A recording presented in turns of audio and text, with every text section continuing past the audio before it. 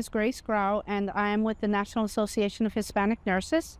The National Association of Hispanic Nurses was created back in the 1970s for the purpose of meeting the needs, the healthcare needs of Hispanic communities, and also for advancing leadership and developing nurses. Before we start to talk about the state of nursing, I want to start with you. So what experience or moment has shaped your leadership, and how does it influence how you lead today?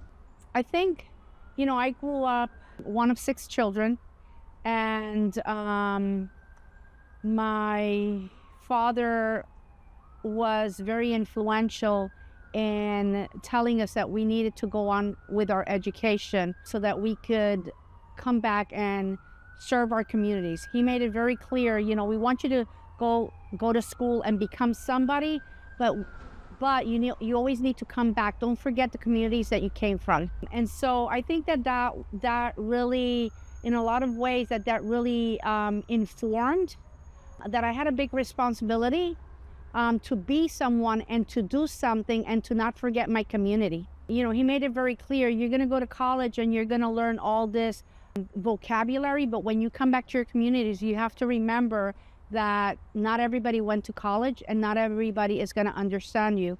So the smartest person is the person that can bring it down to the understanding of the average person. So I think that was really it, honestly. Now, you spoke about your community, right? Mm-hmm. Not forgetting where you came from and coming back to serve people who look like you as well. Correct. Okay, so the National Institute of Health and the National Institute of Research continue to emphasize that workforce diversity improves patient outcomes and health equity, yet leadership gaps remain. The leadership doesn't always reflective of the patients that we treat. So if we know that diversity improves patient outcomes, why do you think that representation in nursing leadership hasn't kept pace with the patients we serve?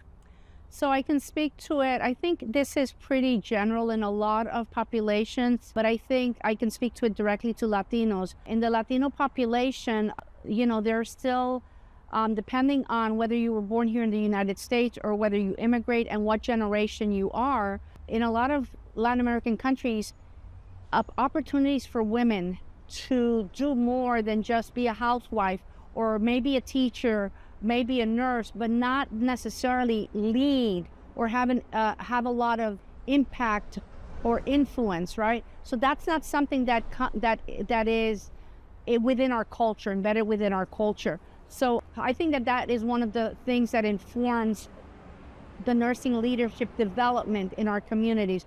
But the other thing is that we have been slow to get there.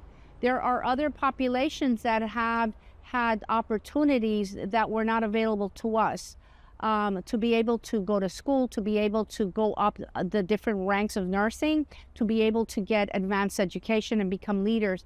We have not been invited to sit on committees. Latinos are oftentimes they are religious, and whatever they do, it's between them and God. And so they do it because it's service. We are very much taught to do service, but not taught to seek and not taught to lead.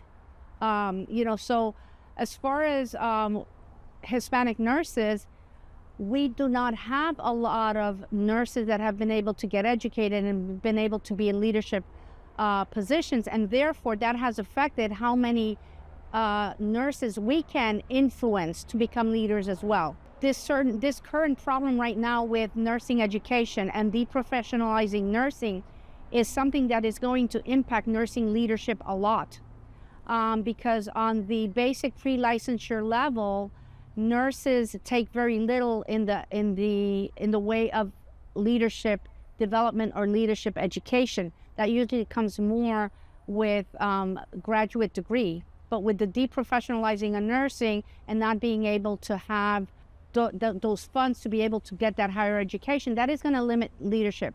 Along that line about deprofessionalizing nursing, why should the public care about that issue? Yeah, I think it's really important because we have a lot of citizens of the United States, or any community for that matter, but in the United States, that do not have access to health care. And the continuation of education for nurses to be able to function as advanced practice providers, to provide care to people and bring access to communities that don't have care, is currently reliant on advanced practice nurses. And if we don't have funding to help nurses be able to seek their education, then the community, the citizens of this country, a lot of them will not have the care that they need. And they're going to wind up with poor outcomes, chronic health conditions and so forth. So I think that an investment by the community, advocacy by the citizens of the United States to help with that kind of funding is also going to benefit the communities. My last question is, nurses need to be a part of the conversation. They need to come to the table. What's at risk for patient care if nursing insight isn't a part of those conversations? There is a lot to lose for patients because nurses are inherently taught to be the advocate for the patient. And this is regardless of level of education, whether you're a licensed practical nurse, a nurse's aide, any rank in nursing. We're always taught to be advocates to speak on behalf of the patient, but also to empower the patient.